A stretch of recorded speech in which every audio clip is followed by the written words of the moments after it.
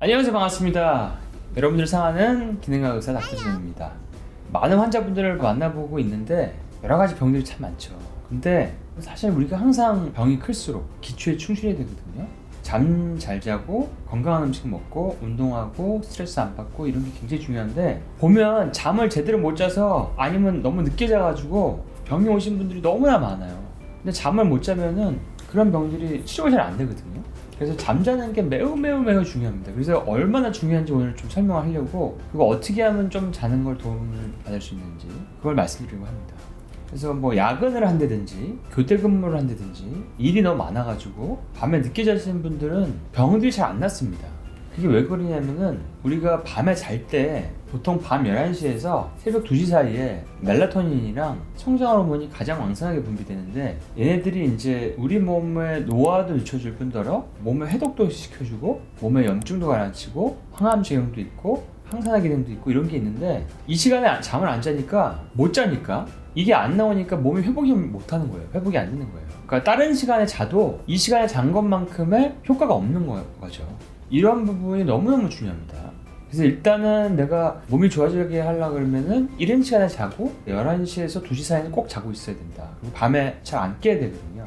잠잘 때 나오는 그 멜라토닌이 중요한데, 멜라토닌은 잠잘 때 좀 먹는 영양제 뭐 이런 걸로 알고 있는데, 사실은 멜라토닌은 굉장히 효과가 여러 가지입니다. 그러니까 피부에는 상처를 치유를 해줘요. 그리고 상피 세포를 재생시켜주고 세포 자체를 리모델링, 그러니까 골격을 다시 만드는 그런 역할도 하고요. 뭐 예를 들어 또 방광 같은 데는 방광의 신축성, 손상도 완화시켜주고 세포가 사멸되는 것도 억제해주고 건강한 세포가 새로 생성되는 것도 도와줍니다. 그러니까 방광이 안 좋거나 요로가 안 좋고 이런 분들도 굉장히 중요하고, 또 신장에도 중요해요. 신장에도 역시 건강한 세포를 늘리고 나쁜 세포는 억제시키고 이런 작용을 하고요. 그 다음에 근력이 약한 사람들, 근육 위축도 멜라토닌이 줄여주고, 산화 스트레스가 너무 많아가지고 몸에서 건강한 근육세포들이 자꾸 사멸되는 것도 억제해줍니다. 그리고 골다공증 때문에 많이 힘들어하시는 분이 있는데, 사실은 잠이랑도 연관이 있습니다. 잠잘 때 나오는 멜라토닌이 뼈를 생성시켜줍니다. 그리고 골형성 세포를 분화시켜주고요.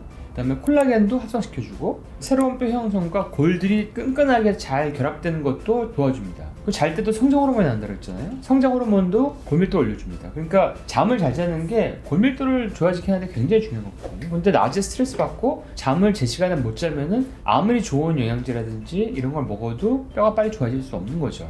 저 같은 경우는 11시 전에 무조건 자서 거의 한 7시까지는 무조건 푹 자는데요. 그렇게 하는 게 사실 굉장히 중요하다는 걸 알기 때문에 일상생활에서 항상 그거를 실천을 하고 있습니다. 그 다음에 이런 멜라토닌은 간의 해독에도 되게 중요해요. 그러니까 우리 몸이 잠잘 때 청소가 되는데, 간의 어떤 항산화 물질을 높이는 거, 간의 단백질의 산화를 억제시켜주는 거, 그 다음에 염증성 물질을 낮춰주는 거, 그러니까 간세포가 자꾸 독소가 많아가지고 사멸되는 거, 이런 걸 줄여주는 게 바로 멜라토닌의 역할입니다. 그러니까 잠을 잘 자면 굉장히 개운하죠. 그게 이제 간 해독이랑도 연관이 있을 수가 있다. 여러분들 나이가 젊은데도 기억력이 자꾸 떨어진다, 뭐 이것도 멜라토닌에 연관이 있습니다. 신경들이 자꾸 새롭게 재생성되는 거를 유도해 시켜주는 게 바로 멜라토닌입니다. 그러니까 퇴화를 억제시켜주고 신경이 죽지 않게 해주고 재생성되게 해주고, 이런 것들이 바로 멜라토닌의 효과입니다. 그리고 중추신경에도 그런 역할을 하지만 말초신경에도 콜라겐 같은데 상처가 생긴 것도 억제해주고, 신경 돌기가 재생되는 것도 도와주고, 손발이 쩌릿쩌릿하거나 뭔가 말초신경염이 있거나 이런 분들한테도 수면이 되게 중요하다는 거죠.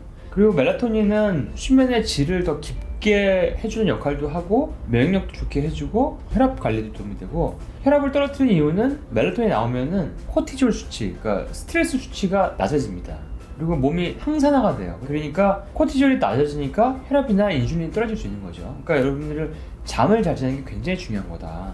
그래서 불면증에 대한 연구를 해봤더니 한 50명에 대한 불면증 환자를 대상으로 한 멜라토닌 연구를 보면은, 자기 전에 한 2시간 전에 멜라토닌을 복용하는 것이 잠을 더 빨리 들게 할 뿐더러 전반적인 수면의 질을 더 깊게 잘 수 있게 만들고, 한 19개 정도의 논문을 이렇게 리뷰한 걸 보면은 역시 여기서도 잠에 드는 시간을 단축시키고 잠자는 시간을 늘리고 수면의 질을 높이는 걸로 나타났습니다. 그 다음에 누구나 노화가 안 되고 젊음을 유지하고 싶은데, 사람은 잠을 자야지 성장 호르몬이 나오거든요. 성장 호르몬이 이제 멜라토닌 보충을 하거나 아니면 멜라토닌이 잘 나오게 깜깜하게 불을 꺼놓고 제 시간에 잤을 때 성장 호르몬이 많이 나오는데, 그러니까 성장 호르몬을 늘리려고 그러면은 제 시간에 자야 된다는 얘기예요. 그거를 한 연구에서는 이거를 소량으로 쓰는 거랑 용량을 높여 쓰는 거랑 차이가 있냐 봤더니 0.5를 쓰든지 5mg을 쓰든지 두 가지 어느 용량이든지 다 효과가 있다고 나와 있습니다. 두 가지 다 성장 호르몬을 올리는데, 중요한 거는 불면이 심하거나 잘 못 자는 분들은 멜라토닌 드시는 것도 좋지만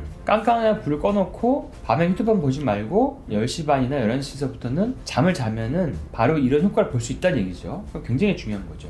그리고 멜라토닌은 되게 특이한 게 우리 몸에서 나오는 굉장히 중요한 항산화제입니다. 특히 뇌에서 굉장히 필요로 하는 강력한 항산화제입니다. 왜냐면은 뇌에는 블러드 브레인 배리어가 있어서 일반 물질이 잘 못 들어가는데 멜라토닌이 들어가거든요. 멜라토닌이 그런 뇌에서 항산화 작용을 하기 때문에 뇌를 청소해 주는 거죠.